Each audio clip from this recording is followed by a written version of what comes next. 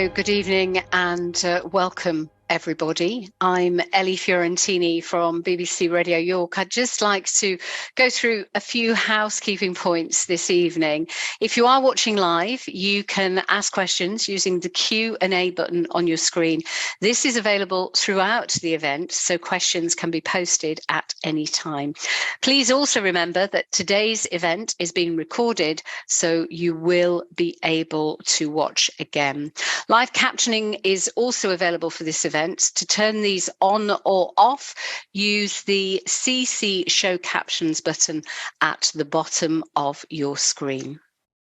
And as we say, you can ask questions throughout the talk via the Q&A function. So let me introduce our speaker, who I have no doubt will be absolutely fascinating this evening.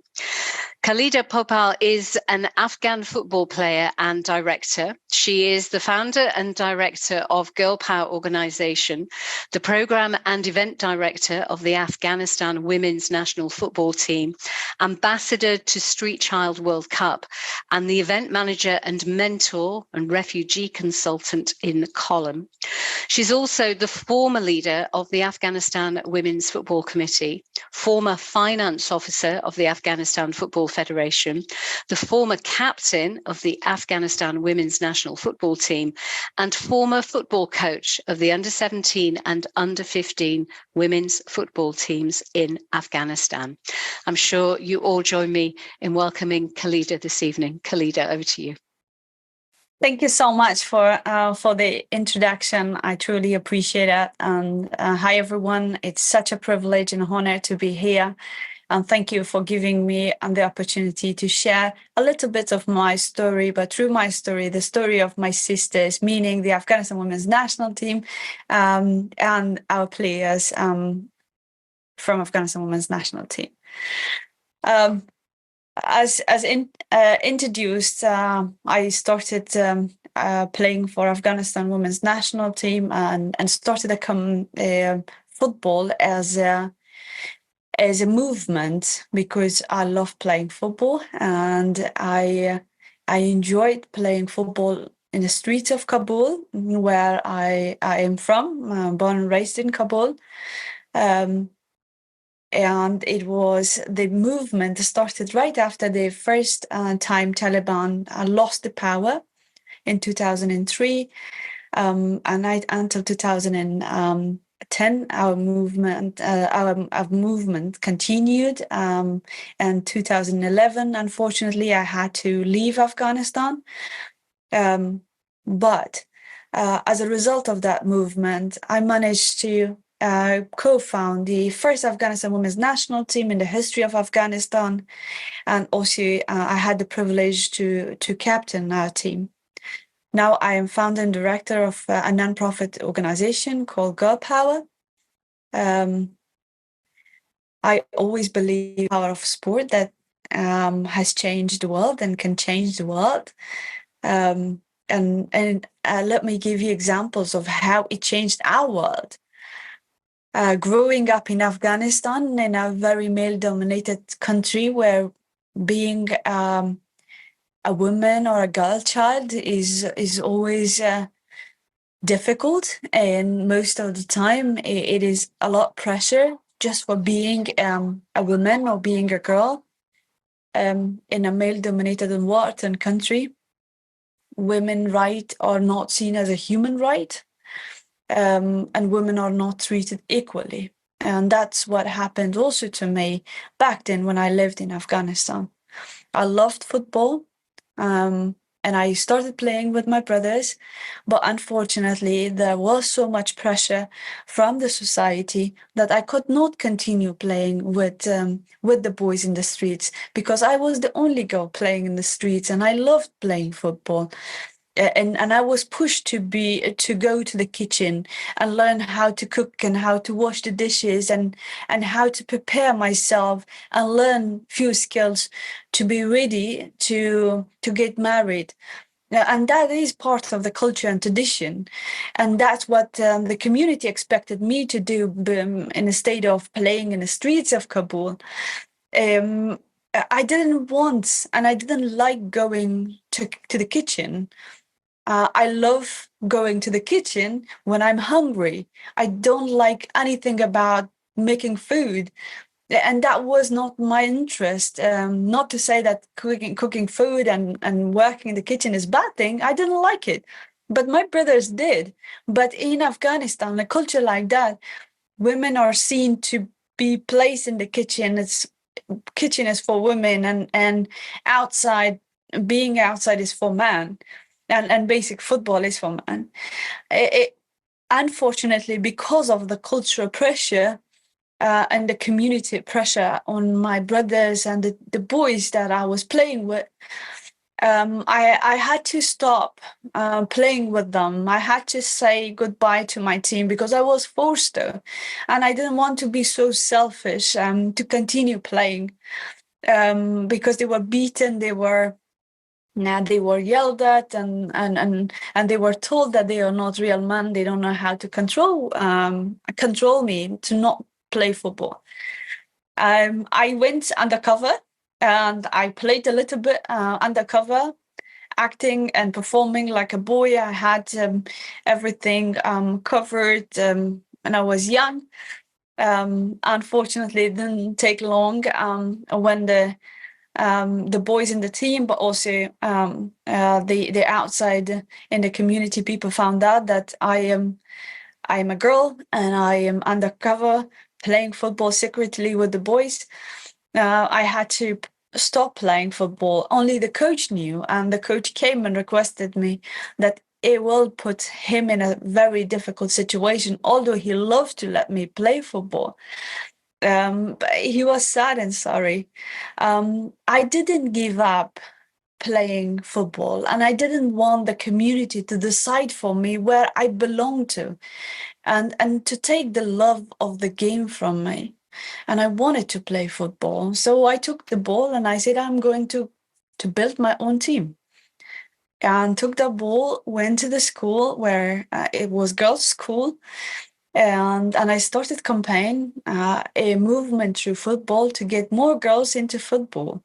In the beginning, football came as more a tool to use it for fun, to enjoy the game, and especially for me, football and going to the football pitch was a way to feel freedom, to be free from the pressure where the society was putting so much on us, um, because of our gender, so much pressure of you need to prepare yourself to get married, you need to do this and you need to do that, you cannot laugh loud because it's bad for a traditional an Afghan woman.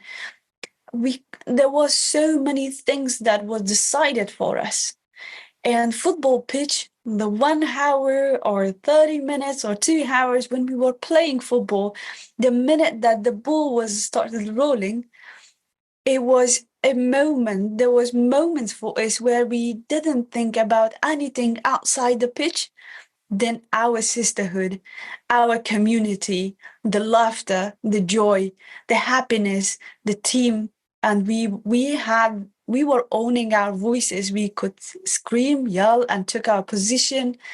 We could show up. And that's how we had this gained the self-confidence.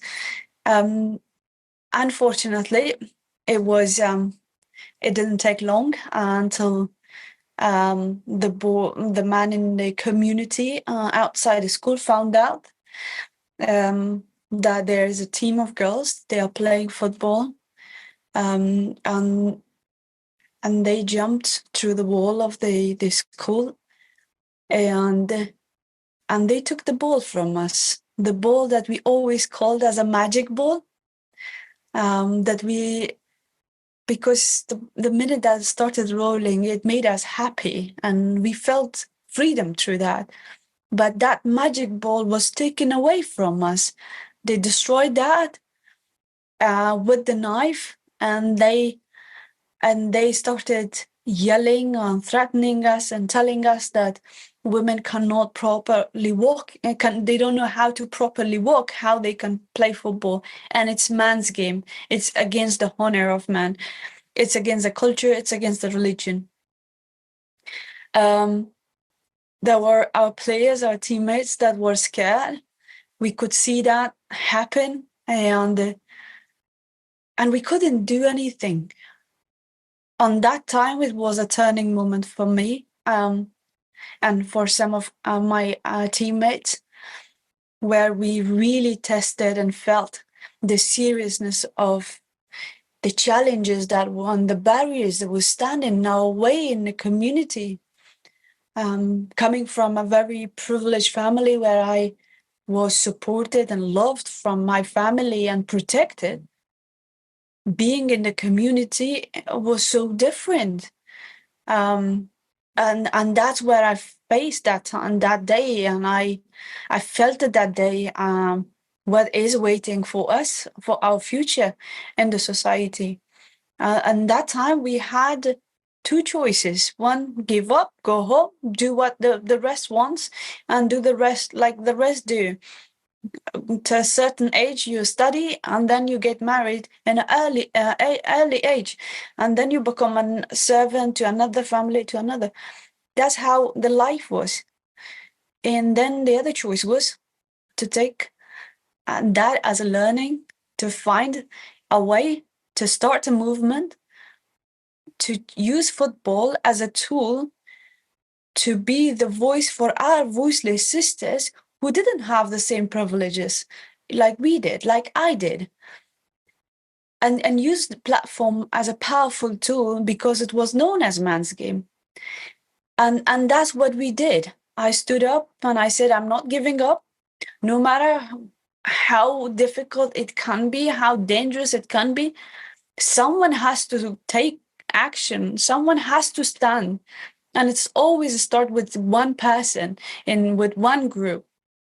If I don't change, nobody will change the situation for me. And the change starts from us, and someone has to pay the cost. And I'm willing to do that no matter what.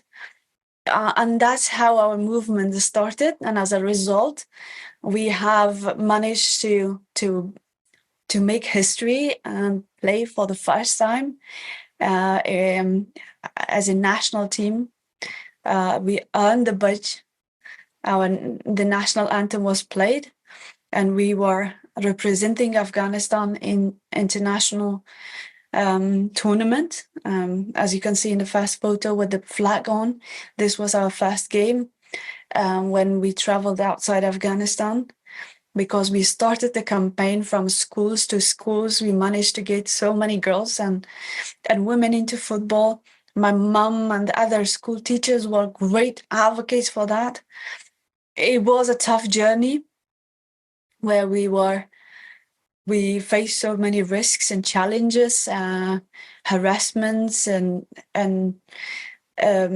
until we were threatened to stop the movement, but we didn't give up until we managed to get to play for the first time, represent our country, and also change the narrative about us, about the women of Afghanistan, not only in the country, but also internationally, because the way that our photo was shown to the world, the women of Afghanistan under burqa being beaten by man, and they are in a very vulnerable position. But we wanted to change that photo as well, to say that there are also women of Afghanistan, the young generation of Afghanistan, who will, no matter what, who will take a stand and make change.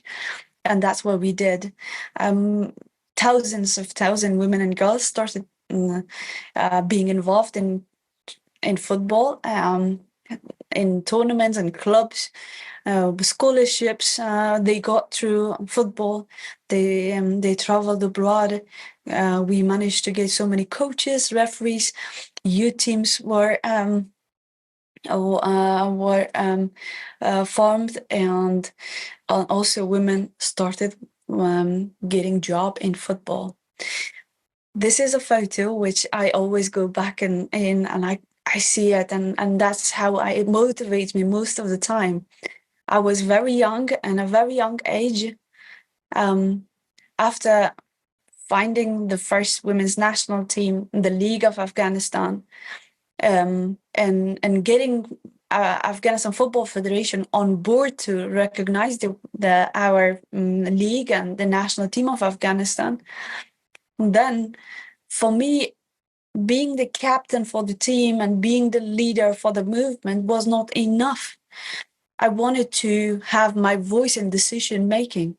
I wanted to be in that table, around that table, when they decided for us what should we do, which tournaments we participate, where we belong to. I wanted to be there. And it took me a long time.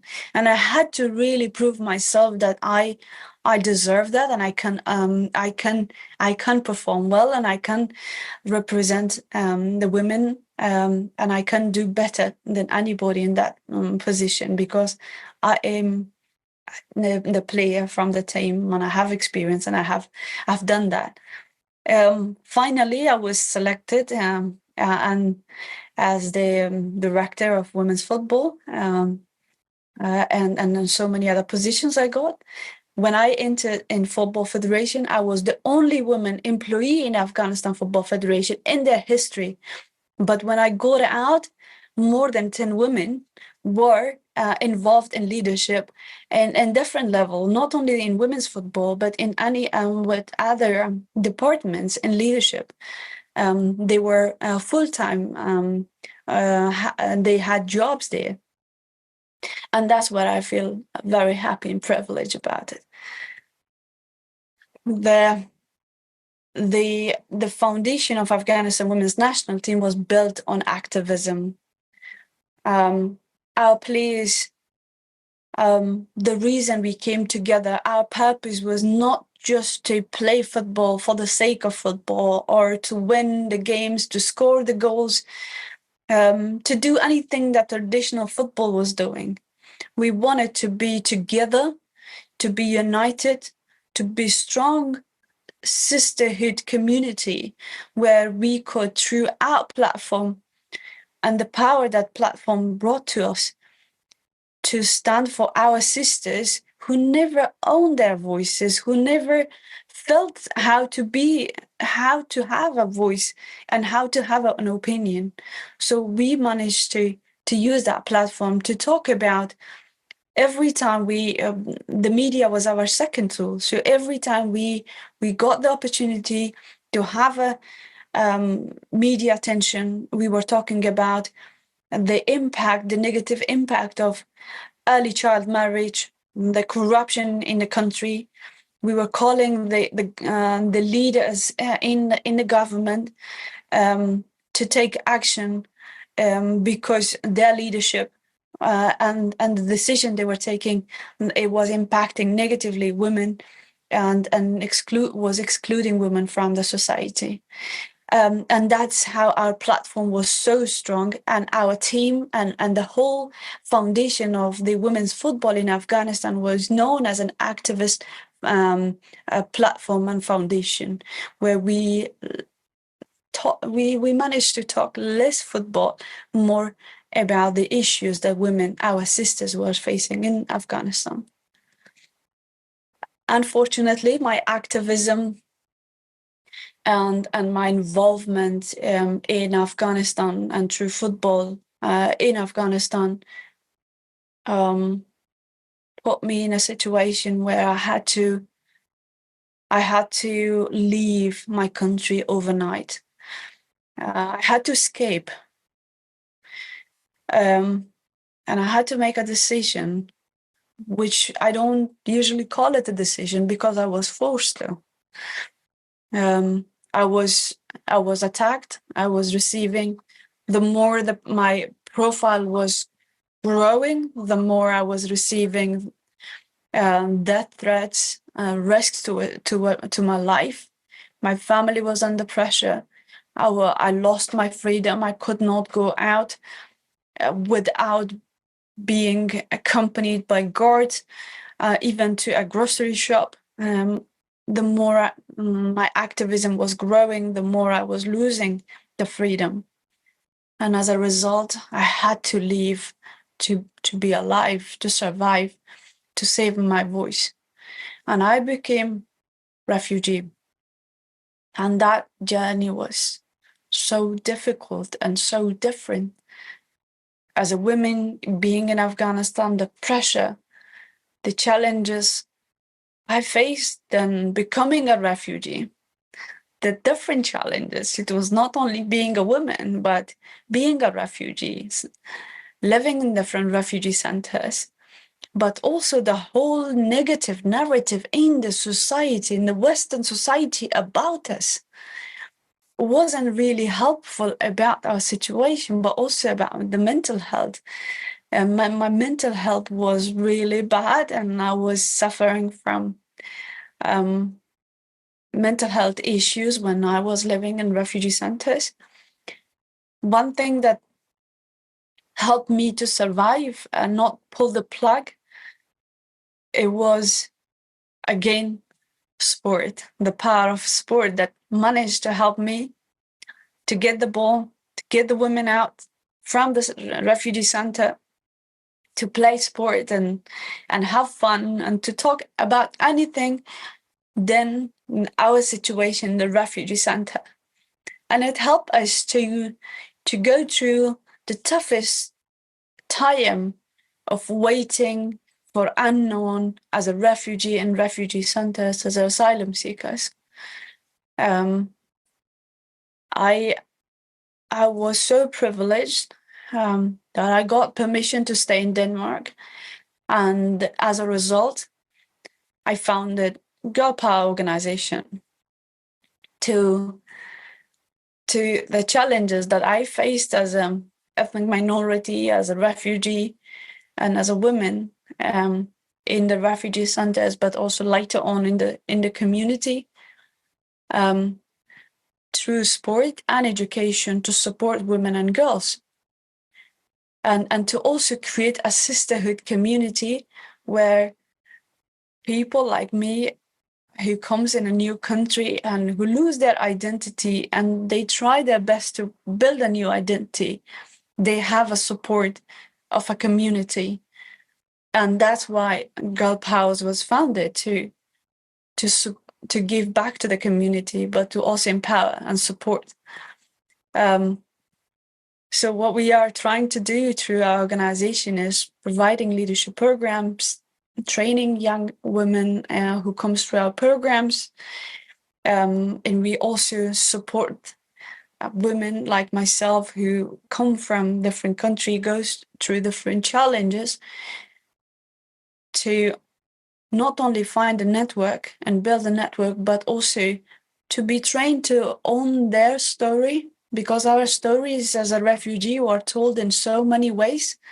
And many times we don't get the opportunity to tell our story the way we want to own our story, to advocate for our right, and also to own our power, to say how much we can actually positively make an impact in a society if we get the opportunity, if we get the trust, if we get the support from a new community, a new country we enter. And to change that narrative to positive. And that's what we are trying to do.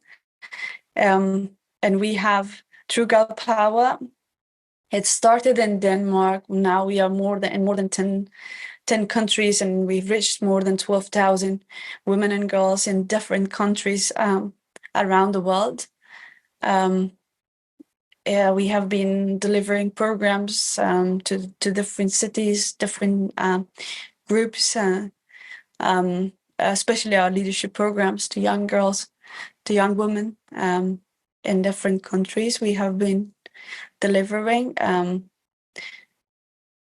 In 2021, as most of you know, when Afghanistan once again collapsed in the hand of Taliban,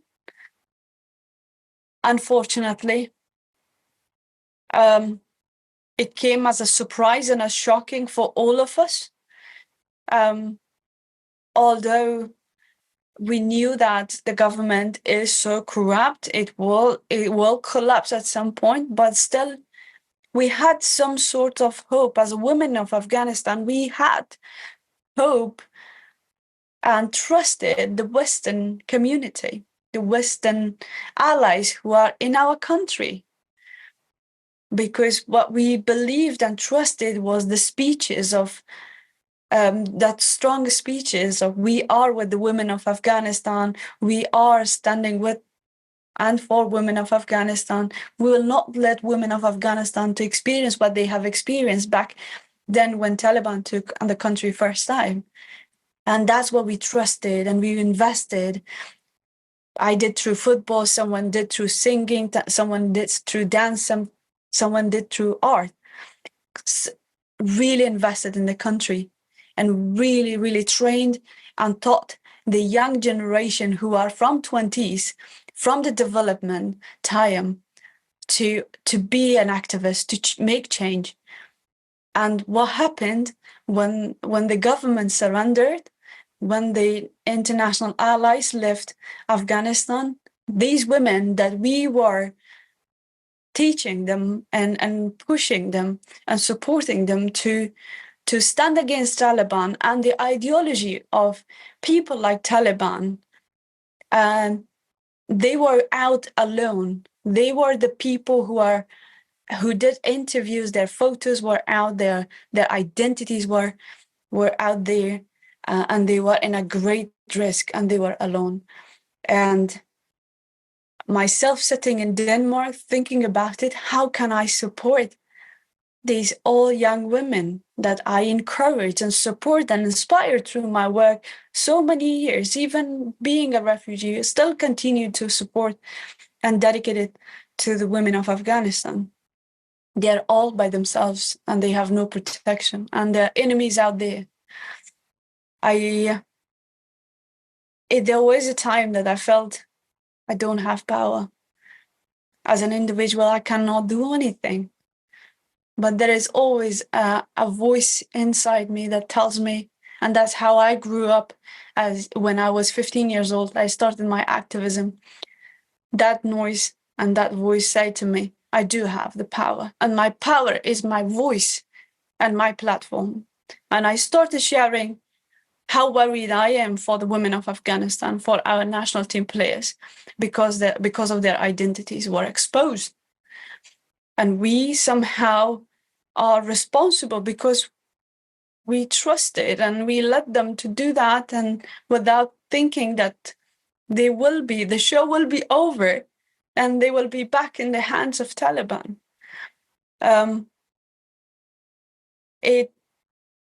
We were so lucky that with the support of international community of sport, individuals came together, supported us, lawyers, advocates, former players, former athletes from Australia to Denmark, to UK, to Canada, to US.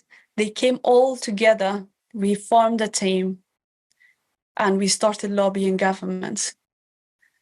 And it took a few weeks until we managed to get the first women's national team out, the senior women's team.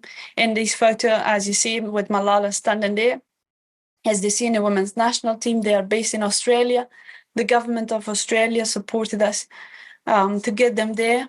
Now it's their third season. They're continuing playing football as a refugee in Australian football tournaments. Then youth teams, they are in the UK, but also in some of the European countries. We managed to evacuate and support more than hundred young girls with their family members. Now they're out as refugees.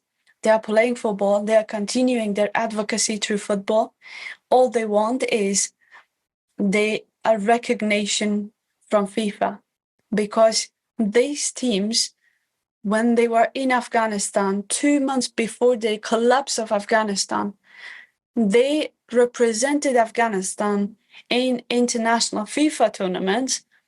But after leaving Afghanistan and living in exile, whole team, they lost the the right to represent Afghanistan, because Taliban put ban on education and sport for women and girls, and they don't see education and sport as something necessary for women. Taliban announced recently the only job that they see for women is a service in public toilets. That's what the only job they see for women. So that is where they are standing with their mindset. FIFA, where they are governing bodies of football, is playing the ball to Afghanistan Football Federation, saying we will only listen to Afghanistan Football Federation, that they are under control of Taliban, that they recognize the team, then we will allow the team to play, which will never happen. And that's why we are campaigning. Our campaign is continues. We want a recognition for our players because we want to gain back our platform, our voices, to be the voice for our sisters who are back in Afghanistan, who lost their rights and their voices. Here are some more photos, and I will not go more. Thank you so much. Sorry for talking so much. Not at all, not at all. Khalida, I'm sure that everybody has found that absolutely fascinating. Just a reminder that if you are watching live, you can ask questions using the Q&A button on your screen. So please feel free to ask questions. It's lovely to see the reaction on the screen as well. How can you not sit and listen to your story and to feel quite sad about what you've been through, but also to feel inspired by what you've been through as well. Where did you get your guts and determination? Because people will know the ruling of the Taliban and the cultural differences in Afghanistan, particularly the way that men will treat women. But you, despite everything, you've stood up to everybody. And I wonder where that fire comes from, where that strength and gutsiness comes from. Of course, it's first and foremost because of my family, because they support. And it's not only women in my family, but also men who are amazing advocates and amazing feminists who believe in equality and empowerment. But also it's about my motivation always came from, and my fuel that I never give up was because it has never been about me. It is more for more. It was for bigger purpose, to serve our sisters, to take a stand, to take a lead. And as a result, you could see, right? I took a lead and started the movement, and thousands women and girls started playing football, and they started following, and I started just by myself, but then I wasn't, and I'm not alone anymore, because there are so many young people who believe in this movement, and now they are advocating for our sisters who lost their right. And despite all that, I mean, there was a point, wasn't there, when your father actually said to you, you had to stop it because your family were under threat, and you talked about that, but also very sadly, tragically, your brother was killed. It's unfortunate because when you take a stand, when you stand against a culture that majority believe in one thing, and you're the minority, you think differently, and you want change. And change is scary, and so in so many forms, right? And men in a male-dominated countries, they don't want to lose power for women. And that's why they wanted to stop me. They wanted me to be silent, and I didn't. And as I mentioned in the beginning, when I stood up, I said, I'm willing to pay the cost, because if I don't do it, who will do it? And that's together with me, my family did it too. Yes, in so many times there was a situation where my parents, for my protection, they tried to stop me, but then it wasn't, they knew that it is, they cannot stop me because it is my purpose. It is the only thing that goes in my blood, and I want to stand for it. Otherwise, I cannot see and stay silent. Do you see yourself as a beacon of hope for women, not just the women of Afghanistan and the girls of Afghanistan, but for women who are oppressed right around the world? I do, and I hope that my work and my life and examples through my work can inspire so many women and girls. I started my journey with the women of Afghanistan, but then when I become refugee, then I learned to not just be only women of Afghanistan and serve the women of Afghanistan. I became as a global citizen. And through my organization, as you saw in the photos, from women from Ukraine to Germany to Denmark to Nigeria, and that's where I'm through our programs, we are reaching to so many young women and girls to inspire them to think differently and to own their voices, and also to do something for their community. What was your biggest fear whilst you were doing all of this? You know, you started very young. You talk about how you carried on playing football until the men took away the magic ball and they stabbed it, and the ball collapsed and stuff. So I suppose many people would give up, wouldn't they? They would give up, but you just didn't. I mean, if I hope nobody goes through what I have been through, and I wouldn't judge people if what I face they face to give up, because as a human being we have certain limits, and we have the fear that we have as a human being.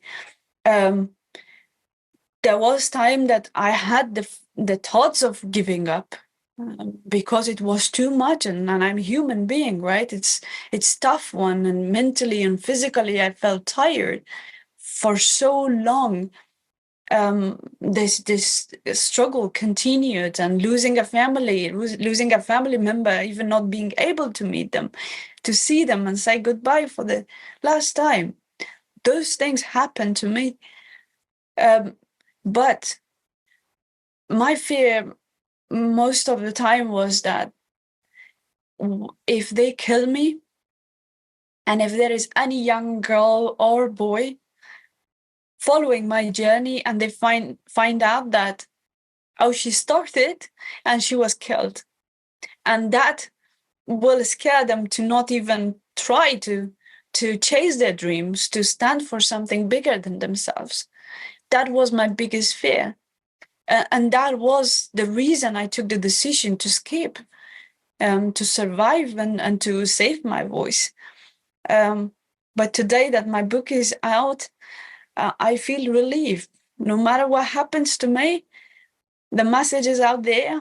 There is a concept and recipe of how you can do it and how you can do it better. Do you still look over your shoulder? I know that you live in Denmark now and you're studying in Manchester, but do you still look over your shoulder and worry that one day somebody will catch up with you for whatever reason? Is there that fear? I do that, and the reason I do that is because I left Afghanistan a long time ago, but I never stopped advocating. I never stopped my mission. And as a result, in 2018, the sexual abuse and harassment, and there was ongoing culture in Afghanistan Football Federation. As a result, the president of Afghanistan Football Federation was involved in that, and he was very influential person, very powerful in Afghanistan. who was involved, and the case that I led together with my team brought to justice, to FIFA and to Court of Sport.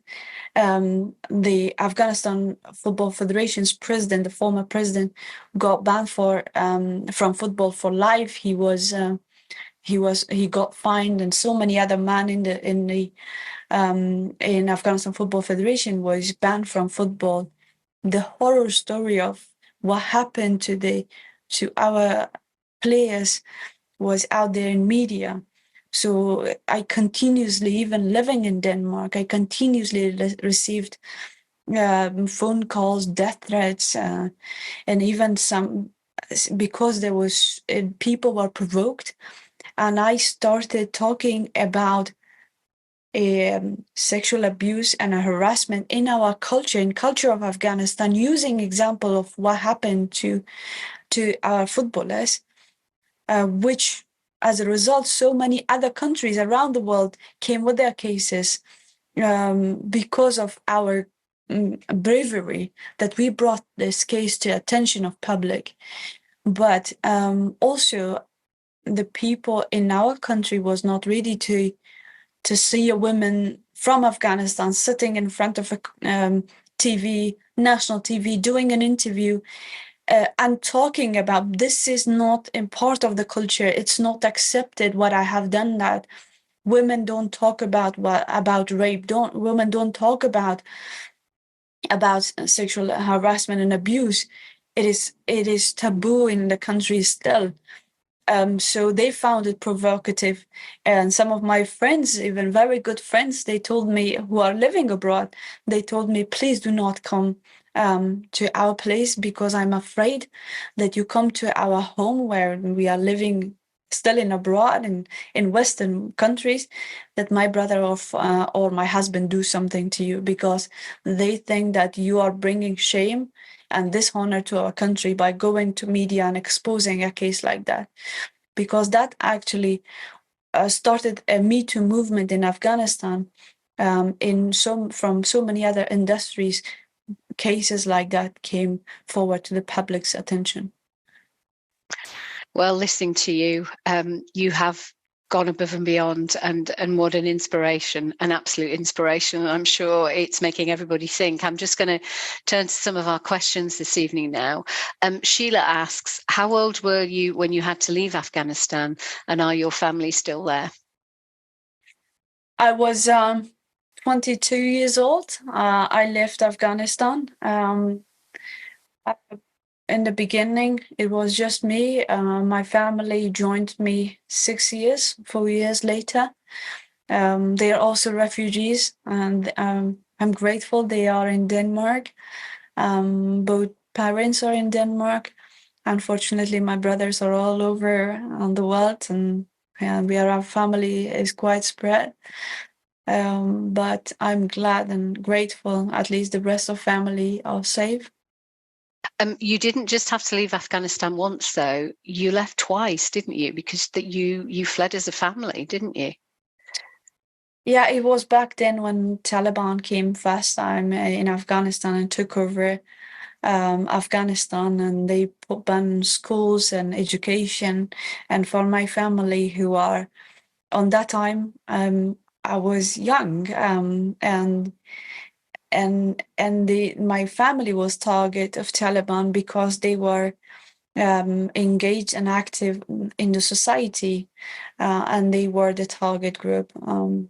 So for our family to survive, we had to leave everything behind and become refugee, and travel to Pakistan, become refugee, and lived as a refugee in Pakistan.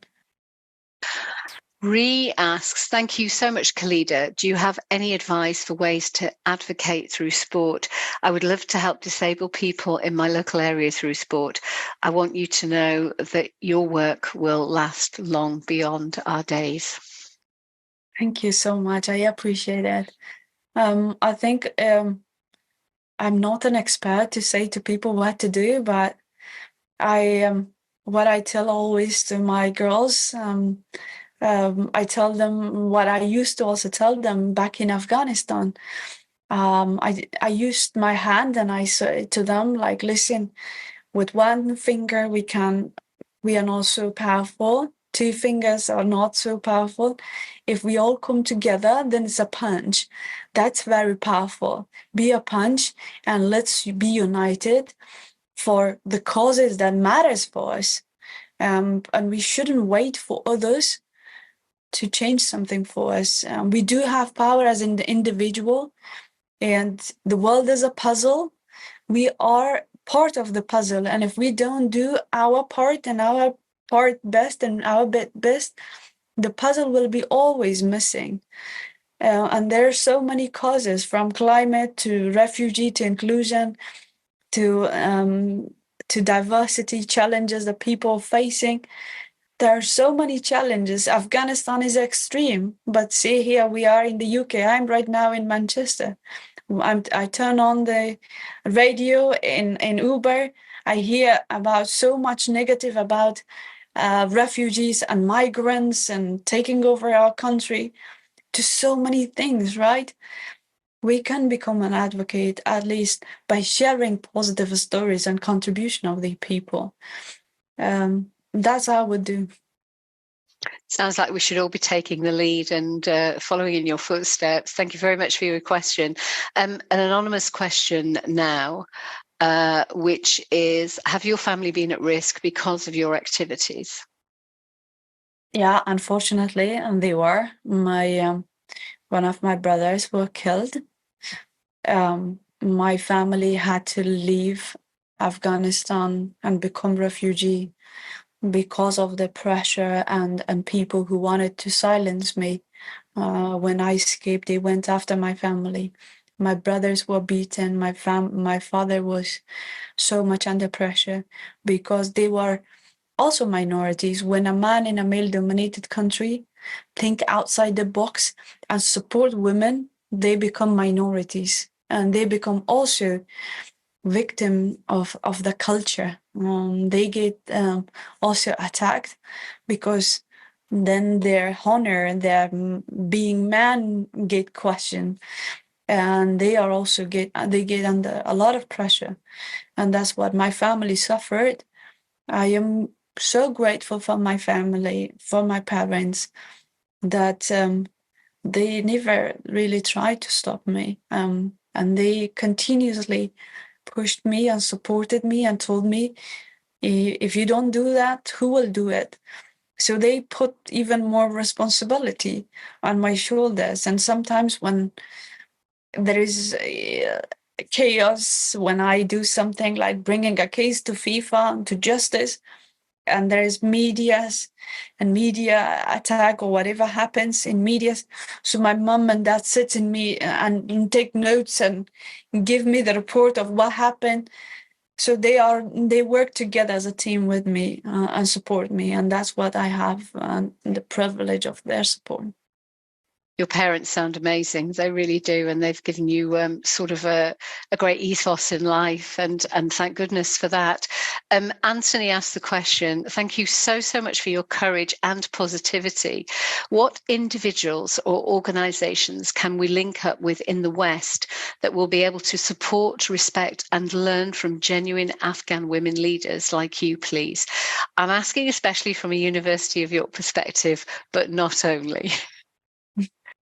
Thank you so much. There are many organizations that are working with and directly with Afghanistan women, like UNHCR, UNICEF, Amnesty, and also we are directly through Girl Power.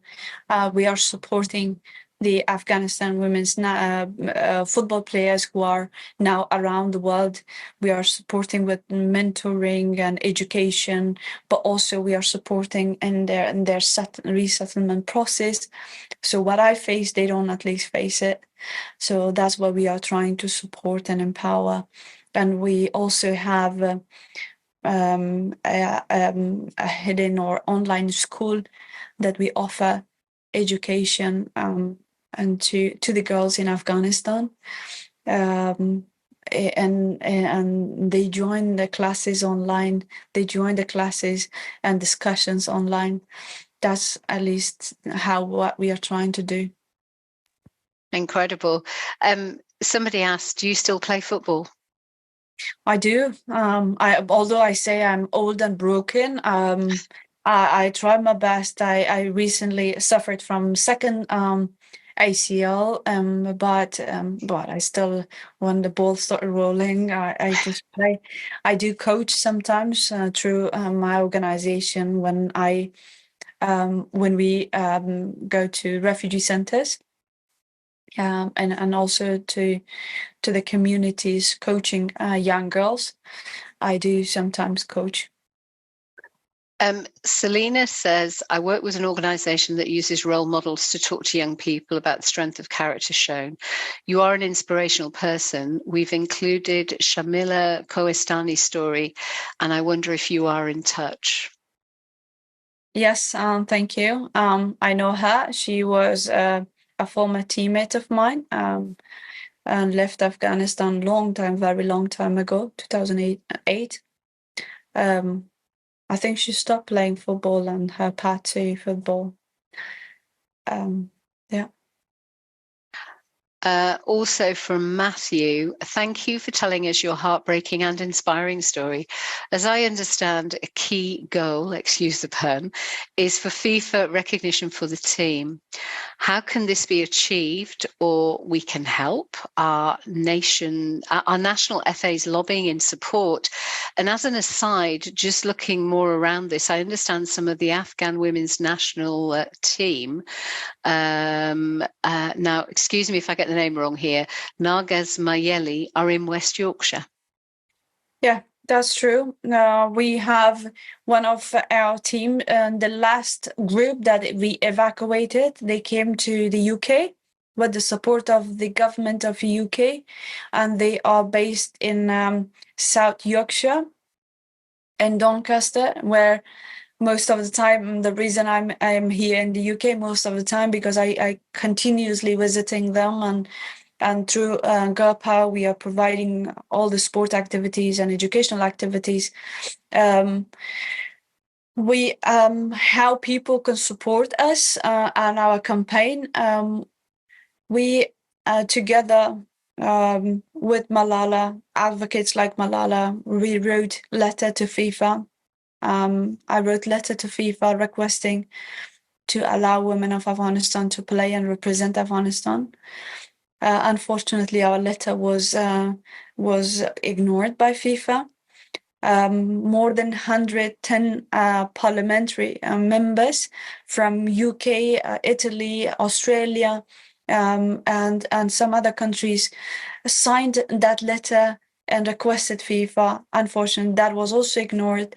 I, together with some of other players, we submitted a report complaining about the breach of FIFA's ethics, because what is happening in Afghanistan and Football Federation of Afghanistan, it's the breach of FIFA's ethics, where it's a visible gender discrimination happening. Half of nation and a population where women, it's vanished from the society, and women are not allowed and lost their recognition, allowance to play football, and FIFA has ignored that. We have not given up. We started public advocacy, and as a result, we managed to collect more than 100,000 petition from people from around the world that joined our petition advocacy to push FIFA. Unfortunately, that was also ignored.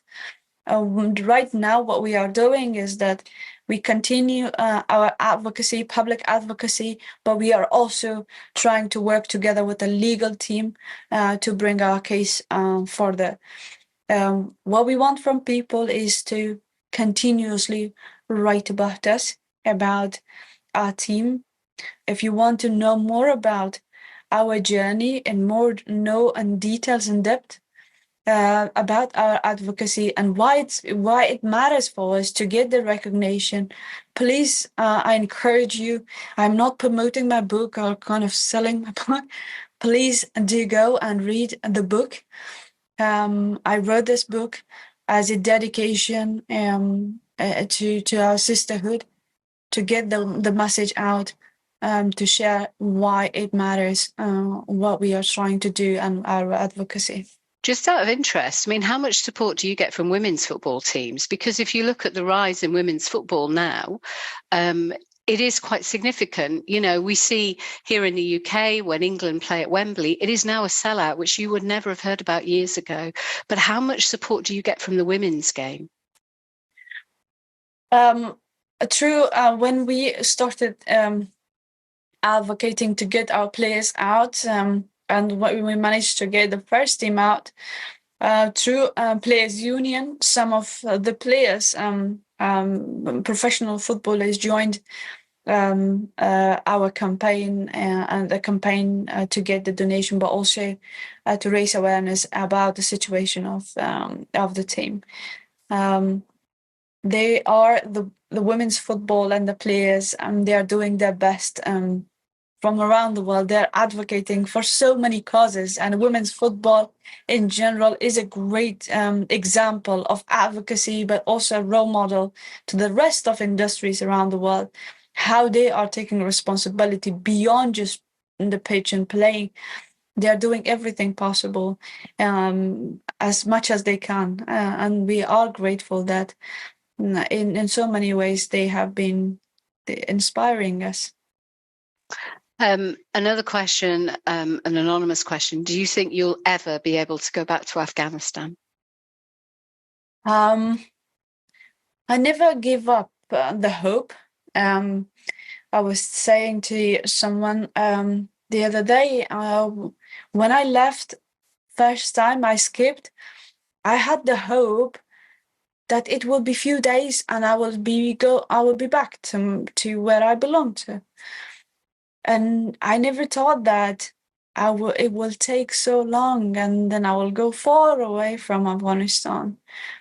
It happened, and when I started back being connected with Afghanistan women's national team from diaspora, from exile, I was living, and I was leading the team in international camps and friendly games. Yeah, I felt that okay, I'm getting closer to going back to where I belong to. So at least they will not tell me in my country I'm a refugee, I'm taking people's money. But the country collapsed. I was even thinking about, because I do have a plan. I don't want to call it a dream, but I do have a plan to build a girls' school. That was initial thought was to do it in Afghanistan, but unfortunately, every time I was so close to my plan, it got so far away. The country collapsed again, and the people there leading are the enemies. But I've not given up on my hopes and plans. I want to build my school, no matter if it's not in Afghanistan. I want to do it in Africa or to one of the South Asian countries. And that's my future goal and plan. And I have a vision for that. Well, I'm sure we wish you all the very best with that. And as Nelson Mandela said, sport has a power to change the world.